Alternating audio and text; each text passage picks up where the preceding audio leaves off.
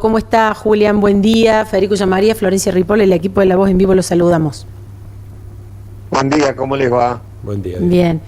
Julián, ¿siguió la votación? ¿Tiene conocimiento finalmente? Porque hubo muchos cambios en tiempo real ayer. ¿Tiene conocimiento de lo que terminó aprobando en media sanción el Senado? ¿Si tuvo algún cambio importante que le parezca para destacar? Se aprobó el proyecto, que son 198 artículos. Se aprobaron también alrededor de 20 modificaciones que se habían introducido en el texto del que se había presentado en noviembre. La verdad que es muy difícil sintetizar todo lo que se aprobó. Es un complejo cuadro de cambios en la ley de contrato de trabajo, en la ley de asociaciones gremiales, en la ley de conflictos colectivos, en los estatutos especiales, en la ley agraria, en el estatuto del servicio doméstico. Le pregunto por algunos... Es tan grande la cantidad de cambios que no sé cómo hacer para sintetizar. Le voy preguntando entonces por sectores. Por ejemplo, el sector gremial, logró que se mantengan el aporte a las obras sociales. También, se cambió ayer, como decía Florencia, en tiempo real el aporte compulsivo, que iba a tener un tope de 2 años. Ahora eso también se logró, se sacó. Se deja, claro. Digamos, en línea general, ¿usted cree que el sector de los gremios salió bien, digamos? ¿Puede decir que no perdió tanto? Bueno, el sector gremial consiguió el diferimiento de todo lo que tenía que ver con el carácter voluntario tanto de la cuota sindical como de la cuota solidaria, y logró que no se produzcan las rebajas que estaban inicialmente previstas en el régimen de obra social. Así que verdaderamente la intervención y la opinión de la CGT demuestra que las razones por las cuales tampoco adhirieron a una medida de fuerza frontal, sino una medida de protesta, que cuando vemos el escenario de las protestas de ayer, el grupo que tenía que ver con la CGT fue un grupo muy tranquilo, muy pacífico, no fue un grupo tan numeroso, y se retiró rápido. Después, cuando se produjeron los actos de violencia, se retiró de la plaza. Entonces, claramente la CGT ha logrado este diferimiento que empieza a tener vigencia a partir del 1 de enero del 2028. Bien. 2028. Entonces, la verdad que han ganado tiempo. Julián, teníamos acá la duda cuando arrancábamos el programa. ¿Qué sucedió con la ultraactividad, esta característica que establece que los convenios colectivos, si no se logra cambiarlos de común acuerdo entre sindicatos y patronales, rigen sin fecha de caducidad? El proyecto planteaba terminar con eso, ¿no? Y generar un escenario en el que sí o sí se tengan que rediscutir. ¿Eso cómo quedó?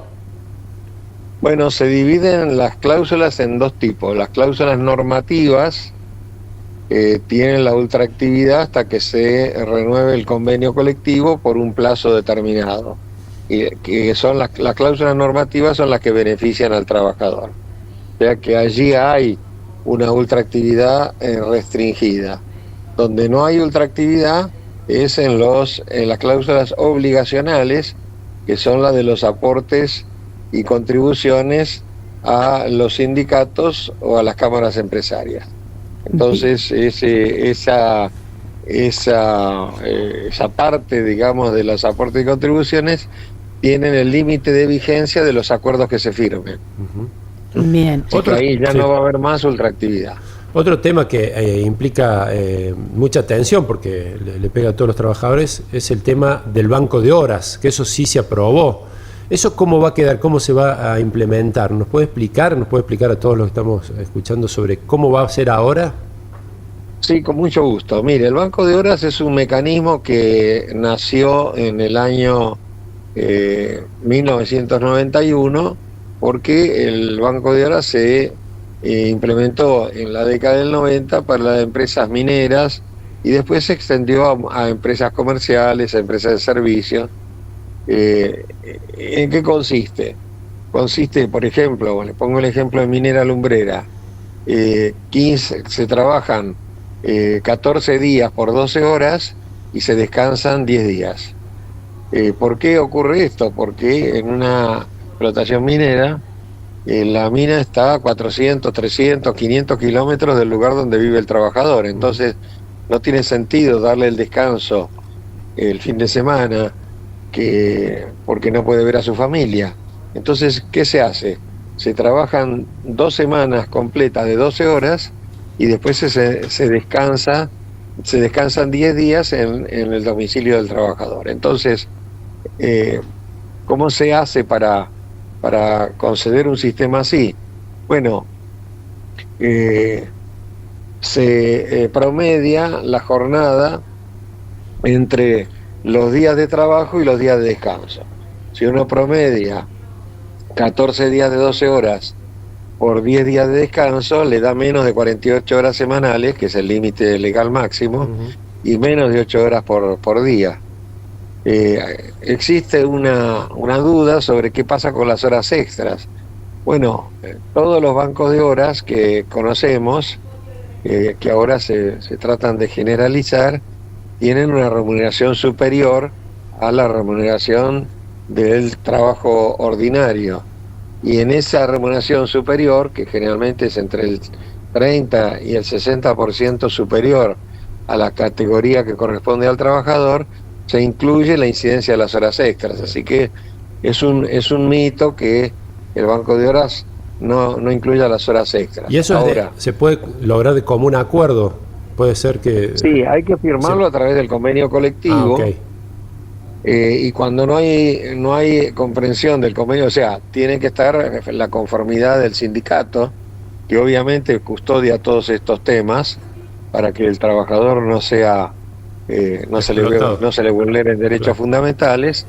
Tiene que estar homologado el convenio colectivo por la autoridad de aplicación, que a su vez hace controles vinculados con el orden público, los mínimos inderogables, hace un control de legalidad y hace un control también de oportunidad, que consiste en ver que no se vulneren principios fundamentales, tanto legales y convencionales, como los que tienen que ver con los derechos adquiridos del trabajador, de modo tal que no es un instrumento, no es una herramienta automática, es una herramienta que requiere de una cantidad de procedimientos. Perfecto. Cuando no hay representación sindical, el Ministerio de Trabajo tiene que aprobar el sistema.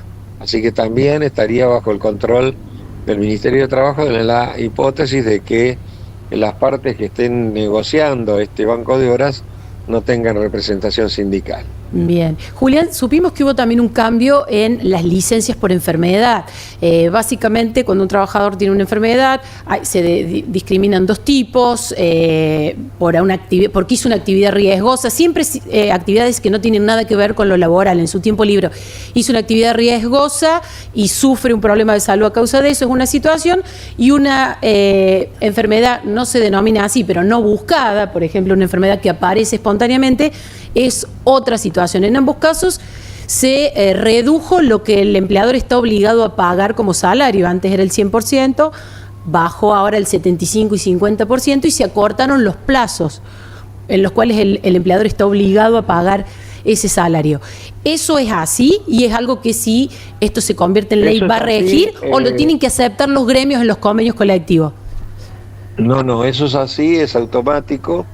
Lo que modifica sustancialmente el artículo 208 de la Ley de Contrato de Trabajo, y es una norma que aparentemente fue introducida como una fórmula para luchar contra el ausentismo, el llamado microausentismo de enfermedades que son ajenas al empleo, que son ajenas al trabajo. Sí, yo pensaba los hombres que se lesionan jugando al fútbol. Claro. Pensé ese ejemplo. Claro, por eso, o un resfrío o una gripe, y a veces hay muchísimos microausentismos que están relacionados con temas, hasta yo le diría folclóricos, ¿no? Hay plantas industriales que están cerca de una cancha de fútbol local importante, los partidos son el domingo, el día lunes el ausentismo es récord en las empresas. Entonces, esta norma, que por supuesto va a ser una norma muy debatida porque rebaja el ingreso normal de la persona, ya, como usted dijo muy bien, al 50%, y bueno, se paga el 50%, se paga el 75%, y reduce los plazos. Se va a hacer una norma muy debatida porque modifica sustantivamente el régimen original que le daba 3 y 6 meses de pago del salario completo del trabajador, y de 6 y 12 si el trabajador tenía cargas de familia, y ahora se reduce considerablemente también el plazo. Entonces, verdaderamente esta introducción sorprendió, porque ya le digo, aunque es una norma que parece desde el punto de vista práctico eficaz para luchar contra el microausentismo, está también las hipótesis donde la enfermedad inculpable, así se llama, está plenamente justificada, ¿no? Claro. Una tos convulsa, claro. O una gripe virósica, una enfermedad infecciosa. Y esto aplica así sea una ausencia de un día o 2 días, el trabajador cobra parcialmente. Sí, exactamente, se aplica con a toda situación cuya enfermedad o accidente, como usted mencionó muy bien el ejemplo de que se tuvo un esguince en un partido de fútbol de fin de semana en el club en el que juega el trabajador. Ese tipo de accidentes que no tiene nada que ver con el trabajo y las enfermedades ajenas a la ley de riesgos de trabajo estarían comprendidas en este cambio. Doctor, usted participó en la redacción y la conformación del proyecto y dijo, por sí sola esta ley no va a generar más puestos de trabajo. ¿Sigue manteniendo esa postura? Habló de la reactivación económica, lógicamente, para que esto empiece a andar. Sí, la reforma laboral, yo participé de muchas reformas laborales desde la vuelta de la democracia, es un esqueleto. Es un esqueleto, es decir, ¿qué es lo que busca esta reforma laboral a diferencia de las anteriores? Que la legislación laboral nuestra es muy antigua, es totalmente anacrónica, y hoy estamos bombardeados, como ustedes bien saben, por todas las nuevas tecnologías. Entonces, la ley hay que modernizarla porque no le está dando un marco adecuado al inversor para aplicar esas nuevas tecnologías en un contexto en donde en la Argentina es imprescindible que haya un incremento de las inversiones tanto locales como mixtas, como extranjeras, tanto inversiones estatales como inversiones privadas, y la inversión necesita ese esqueleto para tener seguridad jurídica, para tener reglas claras, para tener una buena proyección hacia el futuro y para poder planificar las inversiones y los resultados de las inversiones en forma predictiva. Esta palabrita predictiva es muy importante porque el inversor quiere hacer planes de corto, mediano y largo plazo.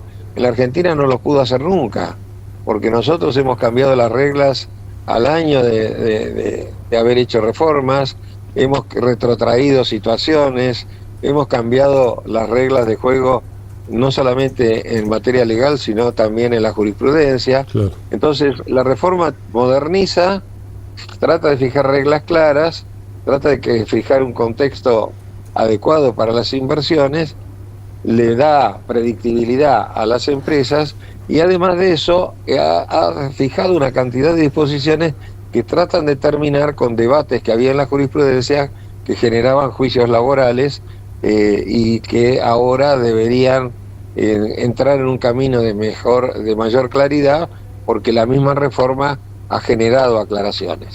Doctor, una duda que tenemos también los que estamos en relación de dependencia como trabajadores y es general. Este proyecto se termina convirtiendo en ley en diputados. ¿Cómo es su aplicación en el sentido de adelante o atrás? Los trabajadores que ya estamos en relación de dependencia, regidos con la normativa anterior, pasamos a estar regidos ahora por estas características. No importa el tiempo de ingreso a un trabajo, ¿no? La licencia por enfermedad empieza a aplicarse como describía recién. Si a uno es despedido, el cálculo indemnizatorio y el sistema va a ser el de la nueva ley, etcétera. Sí, primero, principio general, se aplica la reforma a todos, a los anteriores y a los nuevos, y sobre todo hay que destacar a los que resulten blanqueados, porque esto es una reforma laboral para la gente que está registrada. Entonces, el blanqueo, que es un capítulo muy importante de la reforma laboral, juega un papel importantísimo, porque como es un blanqueo con una cantidad muy grande de beneficios para la empresa que se blanquee y para el trabajador que busque registrarse, es posible que esa cantidad enorme de gente que está en la clandestinidad, que oscila entre 6 y 8 millones de personas, podrían pasar, no sé si todos, pero sí en gran parte, podrían pasar a la registración. Ahora, no se pueden vulnerar los derechos adquiridos, ¿no? O sea, los principios del derecho al trabajo, la indubio pro operari, la norma más favorable, los derechos adquiridos vinculados con los convenios colectivos, con la misma ley, con los usos y costumbres, no pueden ser modificados. De modo tal que cuando esta ley esté vigente, cada uno de ustedes va a tener una especie de salvaguarda de todos los derechos que se han gestionado durante el vínculo laboral que tienen, por ejemplo, en la empresa en la que están en este momento. Ahora, ¿cuáles son los derechos que cambian?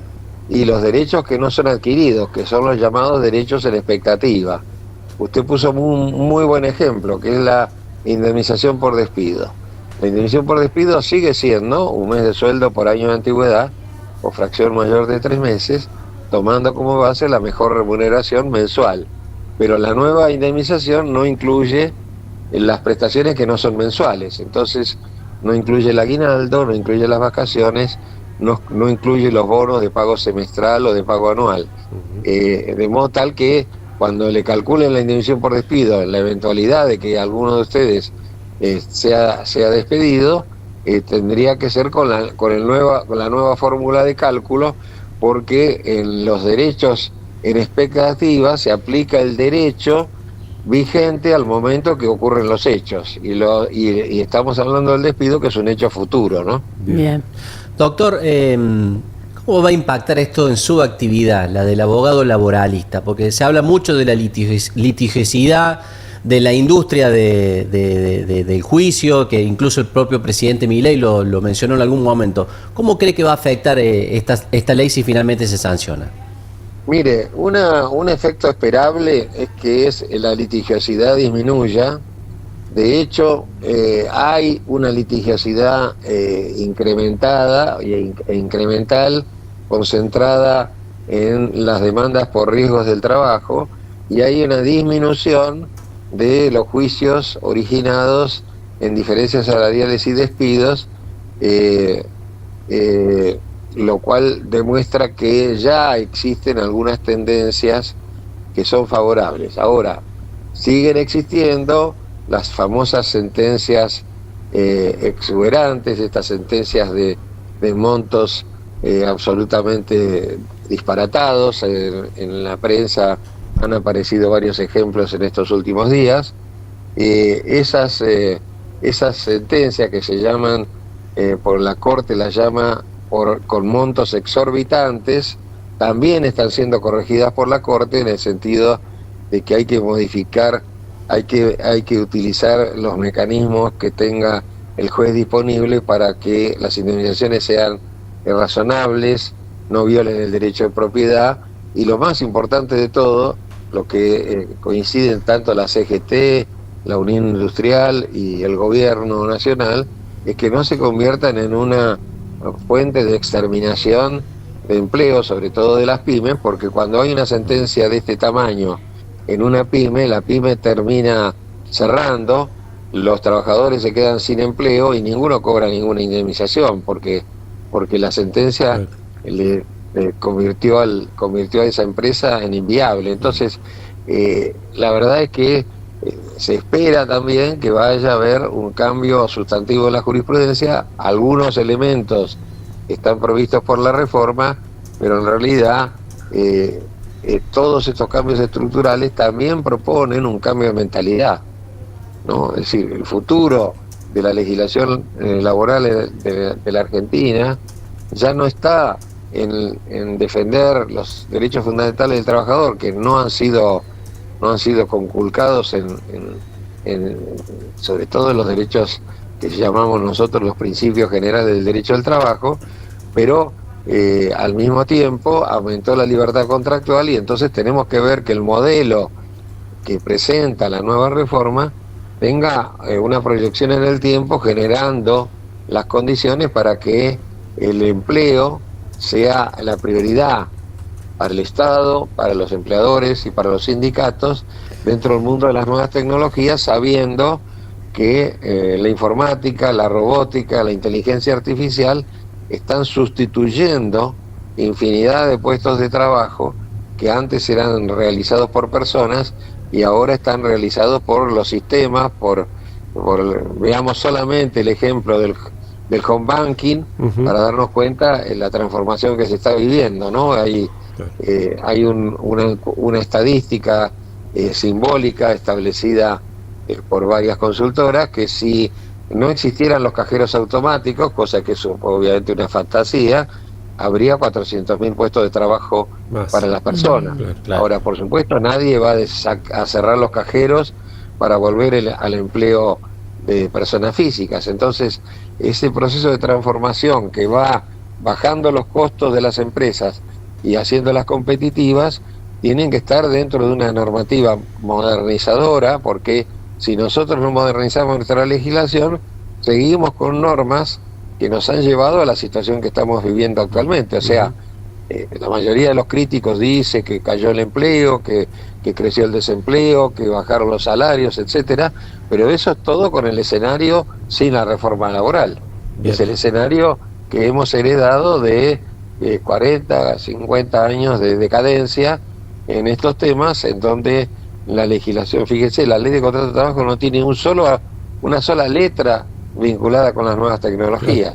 Y hoy cualquier cosa que hagamos tiene aplicaciones, tiene algoritmos, tiene mecanismos a través del celular, de la computadora, a través de la notebook, y uno si quiere hacer algo, si no tiene la aplicación no se puede mover. Entonces ese mundo es el que tiene que estar plasmado en la ley, para que el día de mañana la ley sirva como estructura, como esqueleto para promover el crecimiento, porque sin crecimiento no hay empleo de calidad. Le pregunto uno más para cerrar, hablando de temas que nos tocan a todos. Se habla de un cambio también en la ley de las vacaciones, se habla de fraccionamiento. ¿Nos podría explicar qué cambia a partir de ahora con respecto a cómo uno puede tomarse las vacaciones?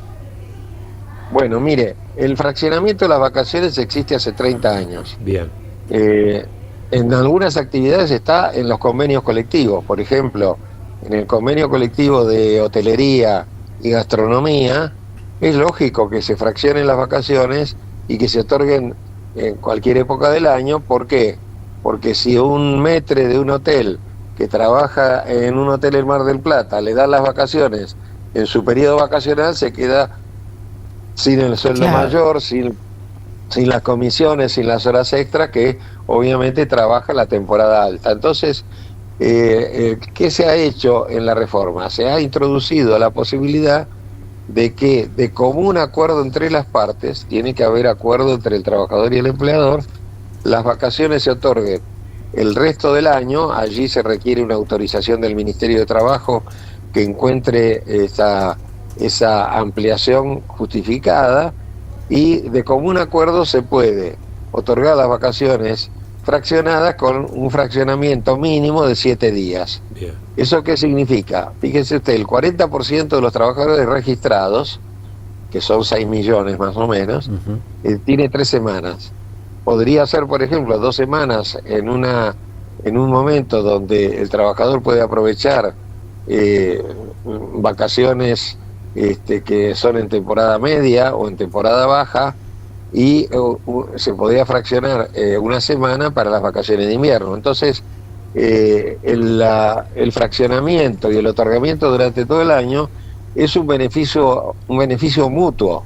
A la empresa le da la facilidad de mejorar su productividad, al trabajador le da la certeza de que va a poder gozar plenamente del total de sus vacaciones, que hoy usted habrá visto, la mayoría de las vacaciones que se ha tomado la gente son de una semana, son de fin de semana, han sido mini vacaciones, y por lo tanto el otro problema que hay es que las vacaciones largas son de imposible cumplimiento.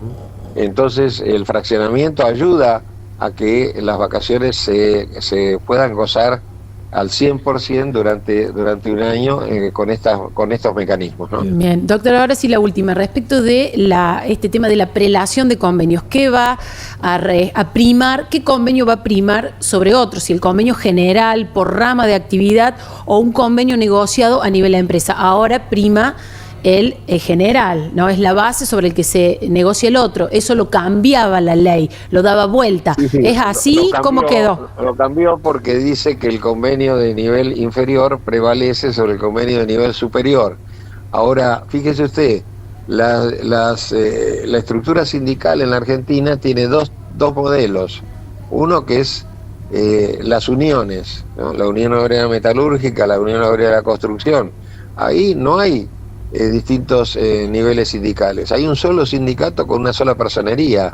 Entonces, lo que se resuelva en la cúpula se resuelve en la base. Claro. Porque es un solo sindicato y una sola personería en las uniones. Ahora, en las federaciones, pongamos el ejemplo de la máxima federación que hay en la Argentina, la Federación de Empleo y Comercio.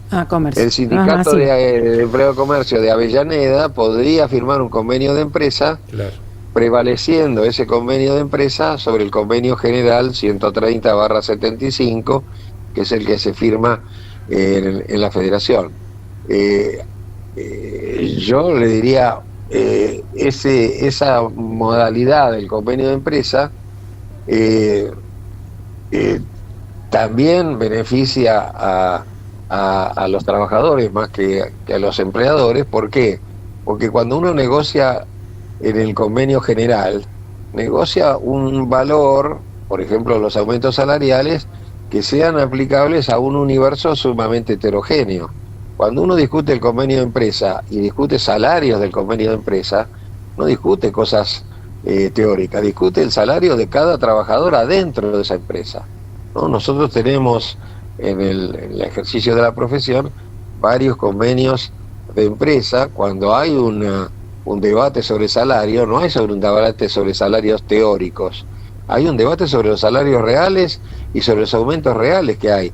Si hay que modificar la jornada por alguna razón, están hablando de la jornada de esa empresa y de los cambios que se van a operar, y si los trabajadores no lo aceptan, obviamente esa inmediatez del convenio de empresa es muy buena, porque no es lo mismo tener una empresa industrial en el cordón industrial de la provincia de Buenos Aires o tenerla en Catamarca o en Neuquén. Entonces eso le da mayor versatilidad a todos esos acuerdos para que en cada región, en cada zona, se tomen en cuenta las condiciones particulares. Pero lo que quiero destacar es que el convenio de empresa está ligado a la realidad de la compañía, y está ligado a los salarios y a los beneficios y a las prestaciones que recibe la persona de esa empresa, y por lo tanto es una negociación que genera costos más directos que los costos generales que genera una negociación de actividad.